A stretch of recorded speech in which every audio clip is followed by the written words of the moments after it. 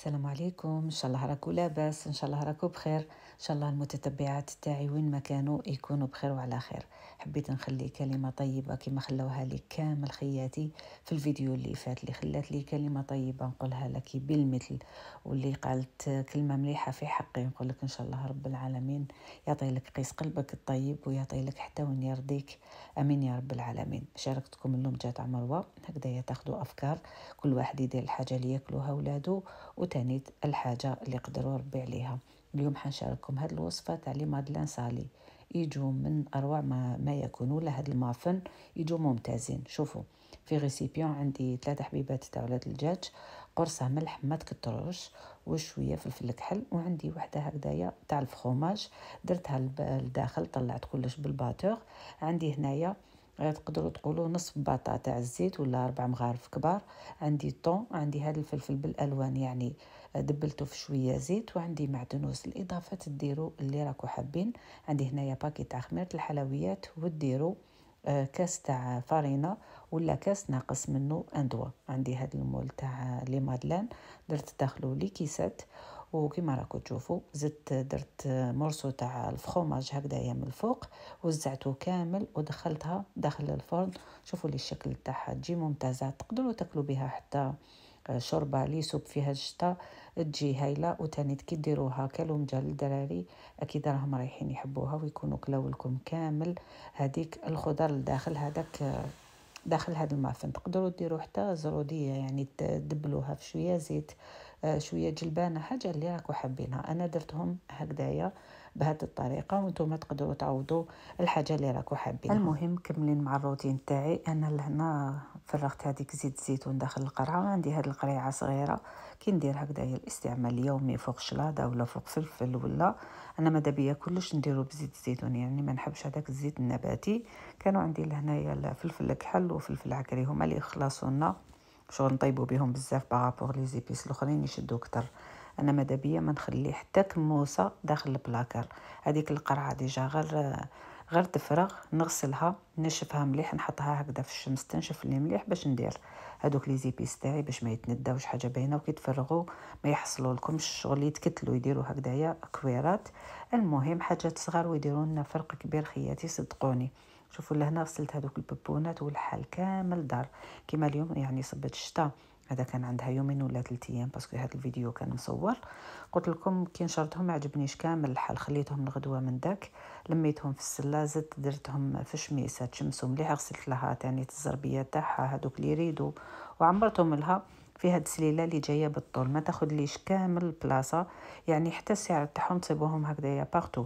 السعر تاعهم ماشي غالي بزاف، وراهي رايحه ولا غير تاع الصح تنظم لك سورتو هاد الببونات، تفتح هذاك الفم تاعها وتعمر هذوك الببونات ولا الولد ولا طفله. المهم كي يلعبوا نعلموهم العب زربع كيما حبيت واستمتع، وشنو كي تكمل لازم ترفد هذيك الحاجه تاعكم تاعك.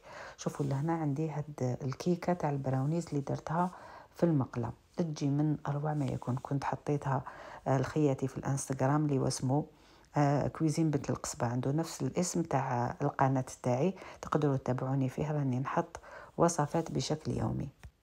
شوفوا خياتي هاد الوصفه بزاف سهله كلش في المقله. عندي 2 مغارف كبار تاع شوكولاته طلي، 2 حبيبات تاع ولاد الدجاج، قرصه تاع الملح، عندي مغرفه كبيره تاع الكاكاو، تخلطوا كلش كيما راكم تشوفوا. عندي كاس تقدروا تقولوا غير ربع تاع الحليب، زدت قدو تاع الفارينه، عندي مغرفه صغيره تاع خميره الحلويات، ولا هنايا عندي 4 مغارف تاع الزبده ولا 3 دايبين، تقدروا تعوضوهم بالزيت.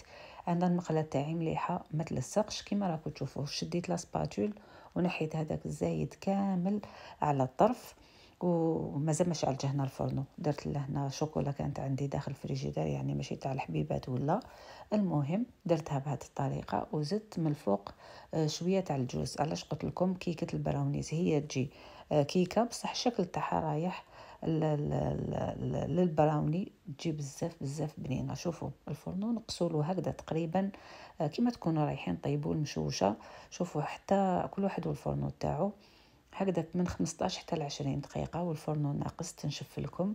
من بعد طفوا عليها النار، ديروا شوكولاته طلي من الفوق، وزدت انا رشيت عليها كامل من الفوق الجوز. صدقوني كما قلت لكم 15 دقيقه راهي رايحه طيب، والذوق تاعها يجي ممتاز. شوفوها كي راني نقطع فيها، شوفوها شحال خفيفه، تجي من اروع ما يكون.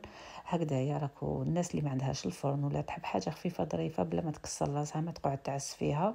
شوفوا النتيجه تاعها، ننصحكم تجربوها. انا البنات عجبتهم بزاف كي درتها في الانستغرام، وكاين بنات بزاف جربوها وخرجت لهم ممتازه. نتوما تاني تديروها لقهوه العصر، راهي رايحه توجد لكم في دقيقه. شوفوا يا مات البروده، ما رجعنا غير لهذاك العدس. هنايا خديت كميه تاع العدس، شمختها بالماء الفاتر. عندي لهنايا في لاكوكوط شويه زيت، لهنايا عندي هذاك يعني الدجاج كنت نحيت منه هذاك الصدر. قعدت هذيك العظمه رميتها لداخل، حبه زروديه، حبه قرعه، حبه بطاطا، سنينات توم، وحبه قرعه نورمالمون قلت لكم، وحبيبه بصل.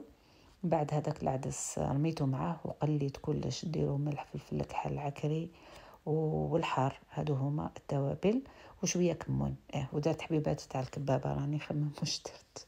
من بعد هنا درت مغرفه تاع طوماط كونسونطري.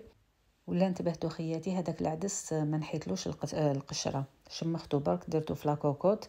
من بعد كي غلات لي هذيك لاكوكوط ماشي سور بلاص، كي طاب العدس نحيت هذيك الصفاره، خليتها حتى ريحت مليح، باش هذوك القشور اللي يكونوا يطلعوا ما يجوناش في هذيك الثقبه تاع الصفاره وتتبوشه ودير لنا ديكه. خلوها تريح مليح باش ترجعوا حاجه باينه لهذيك لاكوكوط تاعكم. تفتحوها تصيبوا هذوك القشور كامل طلعوا، نحوهم بالغراف بلا ما تقعدوا تحكوا فيه، بلا ما تكسروا راسكم. والعدس ما يطوش بزاف في الطياب سينو يلصق لكم، ولا يلصق العدس تولي فيه هذيك الريحه، يولي امونجابل، الواحد ما يقدر ياكله. المهم هكذاك 10 دقائق تقدروا تحلوا عليها وتصيبوا الاخر تاعكم هايله. شوفوا انا هنا شاركتكم الوصفه تاع المطلوع، درتها في الفيديو اللي فات، بصح على بالي بلي كي تشوفوها مع العدس راكو رايحين تقولوا لي الوصفه تاع المطلوع. نعاودها لكم اللي ما شافتش الفيديو اللي فات. اي كميه تاع دقيق، عندك الرطب، شويه ملح، وعندك هنايا الماء الفاتر اللي حتعجني به. شمخت العجينه تاعي، تقدري بهذه الطريقه ديريها داخل البيتخان، خليها تتعجن حتى يتبدل اللون تاعها باش ديري الخميره وهذيك المغرفه تاع السكر وتخليها تتخمر بطريقه عاديه. واللي ما عندهاش البيتخان حاجه بينه تشمخها، ديرها في ساشي تخليها ترتاح، يعني تنقص التعب على روحها. من بعد تعاود تنحيها من الساشي، تزيد تدلكها شويه باش دير لها هذيك المغرفه تاع الخميره والمغرفه تاع السكر. هنا حاجه باينه يكون خاصها كميه تاع الماء، تزيدوا لها هذاك الماء الفاتر حتى تتحصلوا على هذيك العجينه اللي تكون طريه. درت حبيبه تاع ولاد الدجاج، باكي تاع خميره الحلوى، وندخل كلش في بعضه. كي نكمل شمخ يدي بشويه تاع الزيت وندير، نشمخ يدي ما درتش الزيت. عندي هنايا شويه سانوج وشويه حبه حلاوه، دخلتهم مليح في بعضهم، نزيد نخبطها مليح باش نجوز نقرصها. هاد الكميه تاع ما لحقتش كيلو، 800 غرام، دارت لي 3 خبزات. قرصتها في دقيقه رطب حاجه باينه، وطيبتها في الطاجين هذا ولا في طاجين، كل واحد يطيبها في الطاجين اللي راهو حاب. وهادو هما الوصفات سهلين ماهلين. كما قلت لكم خياتي، ما تنساوش تتابعوني على الانستغرام تاعي كويزين بنت القصبه، راني نشارك وصفات بشكل يومي. هكذايا الناس اللي تحب الوصفات السريعه راهي رايحه تستفاد منهم، وكاين حاجات بزاف ماشي غير هادوك